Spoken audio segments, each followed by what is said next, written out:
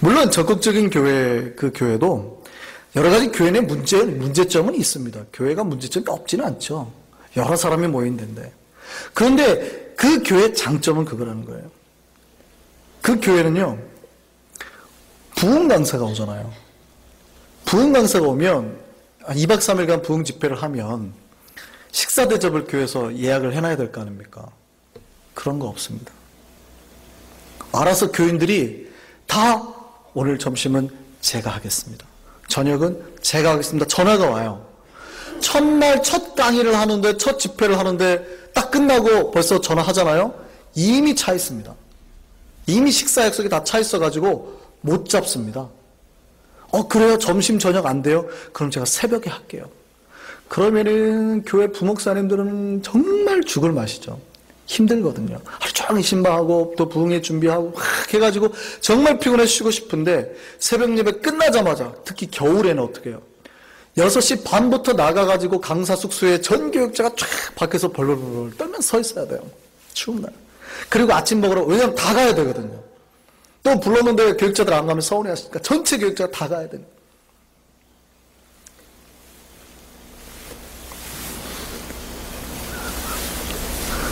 또요, 여전도에 봉사를 가잖아요. 뭐 결례원이나 어디나 봉사를 갈 때 목사님들이 봉사하자는 얘기는 안 합니다. 알아서 그냥 여전도회나 선교회가 다 찾아가면 목사님 와서 운행해 주셔야 되는데요.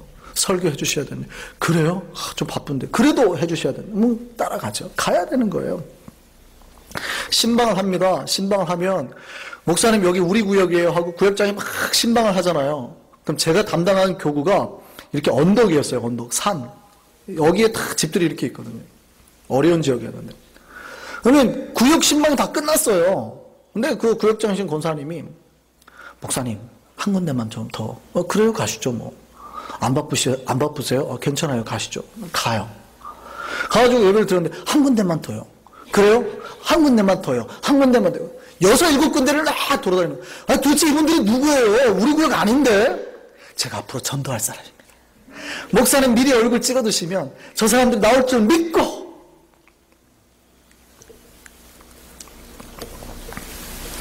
건강한 교회가 어떤 교회인지 아시겠어요? 뭐 하자 그러면 적극적으로 하는 데입니다. 제가 그래서 그 교회에서는 걱정한 적이 없습니다. 제가 해외 선교 준비하잖아요. 회의 때 합니다. 교사 회의 때. 앞으로 우리 내년에 우리 아이들 데리고 해외 갑시다. 딱 한마디 해요. 그러면 예스가 떨어지면 더 이상 저는 신경 안 씁니다. 알아서 집사님과 부장 집사님들 알아서 그냥 다 애들 비행기값 마련하고요. 안 되면 스폰 다 띄고요. 예약 다 하고요. 비자 발급 다 하고요.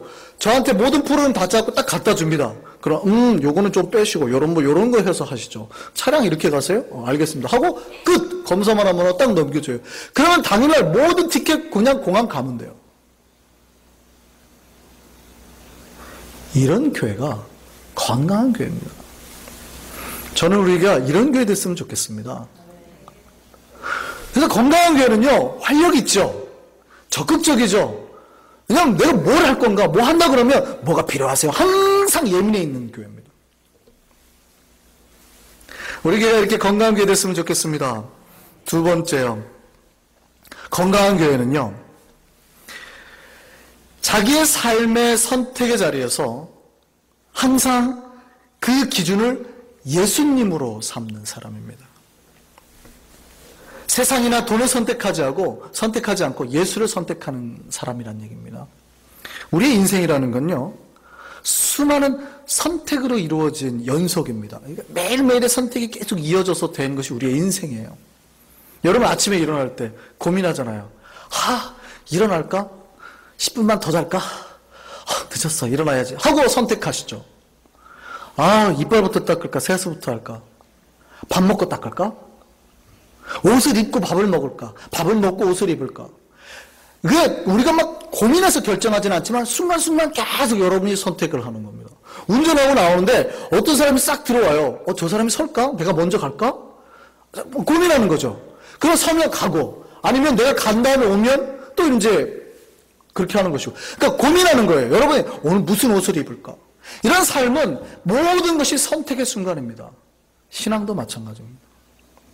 여러분 삶에서요, 매일 내가 하나님을 선택할 것인가? 나를 선택할 것인가? 내 욕망을 선택할 것인가? 주의 뜻을 선택할 것인가를 끊임없이 고민해내고 선택해내는 과정이 신앙생활인 겁니다.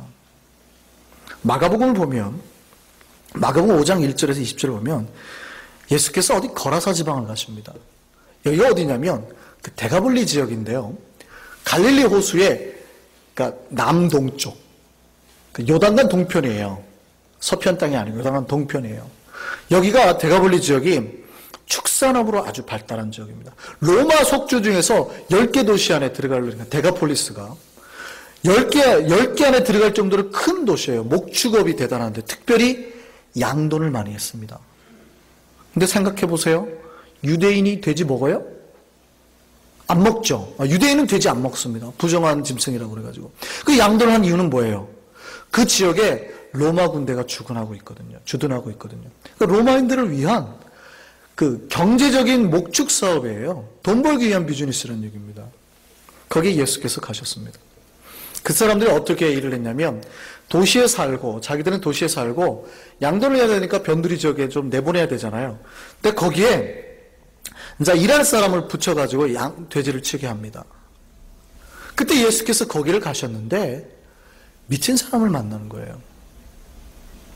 미친 사람은 어떤 귀신 들린 사람이에요. 미쳤다고 다 귀신이 아닙니다. 귀신 들린 사람이에요. 그 만나서 예수께서 물어보는 너 무슨 귀신이냐? 그랬더니 군대 귀신이란가? 많은 귀신이에요. 넌 나와. 그랬더니 뭐라 그래요? 예수님, 그러면 저기 돼지가 2,000마리 근데 저기로 들어가게 해주세요. 그래? 들어가. 근데 들어갔더니 그 귀신이 어떻게 합니까? 갑자기 돼지 2,000마리를 다 몰고 어디로 들어가요? 그냥 강으로 다 들어가서 다 죽어버리는 몰살을 해버렸습니다. 그러니까 그 돼지를 치던 사람들이 어떻게 해요? 깜짝 놀래가지고 마을로 가서 주인들을 데려오는 겁니다. 사람들을 데려오는 겁니다. 사람들을 데려와가지고 사람들이 처음에 딱 누가 보이냐면요. 미쳐가지고 아무도 통제하지 못했던 그 사람이 정상적으로 되어 있는 거예요. 이걸 보고 깜짝 놀랍니다. 그리고 뭐라고 표현하냐면 헬라어로 포베어 이렇게 표현합니다. 이 말이 무슨 얘기냐면 경외스러움, 무서움, 공포 이런 뜻도 있지만 놀랍다, 경외롭다. 도대체 이게 누가 이런 일을 했냐? 예수님 보고 깜짝 놀란 겁니다. 경외감을 느낀 겁니다. 그 다음에 갑자기 사람들이 저기도 좀 보세요. 돼지 지금 돼지. 그리고 눈을 딱 떨어서 뭘 봤어요? 돼지를 보는 순간 갑자기 마음이 콱 닫히죠. 자기의 모든 재산이 한순간에 사라진 겁니다. 어떤 순간이 왔어요? 선택의 순간이 왔습니다. 놀라운 영광과 이적 가운데 나타나신 예수님을 선택할 겁니까? 아니면 그 예수님 계속 있다 보면, 저 예수님 모시고 살다 보면 어쩌면 계속 손해볼 것 같은 이 불안감을 어떻게 할 거냐는 얘기입니다. 여러분 어느 거 선택하실래요? 그래도 여러분에게 다가오신 예수님입니까? 아니면 내 경제적인 이득입니까? 이 사람들이 예수님에게 다가가서 이렇게 말합니다. 예수님, 이 지역을 떠나 주십시오. 우리의 삶에서 여러분 무엇 선택하시겠습니까? 믿음이라는 것은요, 선택입니다. 어쩌면 믿음을 선택하면요, 경제적으로 더 잘 될 수도 있습니다. 예수 믿으면 잘 될 수도 있습니다만, 손해볼 수도 있어요. 정직하게 살아야 되잖아요. 부정하게 살면 안 되잖아요. 뇌물 받으면 안 되잖아요. 그러니까 그동안에 들어왔던 수입이 줄어들 수도 있다고요. 이 고민된 선택의 상황에 누구를 선택해야 된다고요? 주님을요. 날마다 이런 고민이 다가올 겁니다. 저는 여러분에게 담대히 말합니다. 주님 선택하라고요. 재밌는 이야기가 하나 있습니다. 어떤 목사님이 산골마을에 그 부임해 갔습니다. 그 마을 사람들이 어떤 일을 하냐면 나무를 벌목을 해서 나무를 베어서 가지를 다치고 통나무를 강이 큰 데 있는데 거기 띄워서 내려보내면 마을 아래에 그 벌목 공장, 목재 공장이 있습니다. 근데 가공해서 파는 거죠. 그 일을 하는 거예요. 근데 보낼 때 그 통나무 끝에다가 자기 마을 표시를 이렇게 해가지고 내보내면 통나무 수만큼 계산해가지고 나중에 돌려받는 겁니다.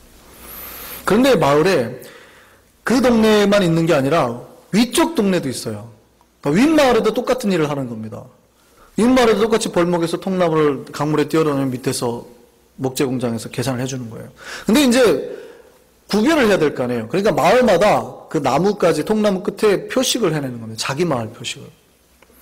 이 목사님이 그 마을에 부임해가지고, 교회에 부임해가지고, 어느 날 이렇게 밤을 돌아보는데, 밤에 딱 보니까, 갑자기 사람들이 숲에 있는 거예요. 그게 무슨 일 하나 몰래 이렇게 봤더니, 갑자기 통나무를 강에서 꺼내가지고, 끝에 표식을 잘라내는 겁니다. 그리고 자기네 마을 표식으로 붙여가지고 내보내는 겁니다. 뭐 하는 건지 아시겠어요? 윗마을에서 내려온 통나무 끝을 잘라낸 겁니다. 도적질하는 거죠. 충격을 받았습니다. 목사님 충격받아 그 주일에 고민하다가 이렇게 설교를 했습니다. 설교 제목이 이겁니다. 내 이웃의 물건을 도적질하지 말라. 교인들이 은혜를 받았을까요? 안 받았을까요? 깊은 은혜를 받고 돌아갔습니다. 그래가지고 변하겠지 하고 밤에 나가봤는데요. 또 그러는 거예요. 또 통나무를 꺼내서 또 끝을 잘라내가지고 내보내는 겁니다. 그래서 그 주에 목사님 설교 제목을 이렇게 했습니다. 삼가 모든 탐심을 물리치라. 이제는 좀 바뀌겠지 하고 밤에 나가봤는데요. 또 그러는 겁니다. 목사님 충격에 받아가지고 설교 제목을 이렇게 바꿨습니다. 그 다음 주에 내 이웃의 통나무 끝을 잘라내지 말라. 그랬더니 어떻게 했을까요? 목사님이 그 교회에서 쫓겨났답니다. 어떤 교회가 건강한 교회인지 아시겠어요? 삶의 선택의 순간이 오는데 누구를 선택할 거냐는 겁니다. 비록 내 삶의 여러 선택에서 주님을 선택해서 내가 경제적으로 손해본 일이 있을 수 있습니다. 그럼에도 불구하고 주님의 말씀과 주님을 선택하는 교회가 건강한 교회입니다. 그러면 그 손에 누가 다 갚아주신다고요?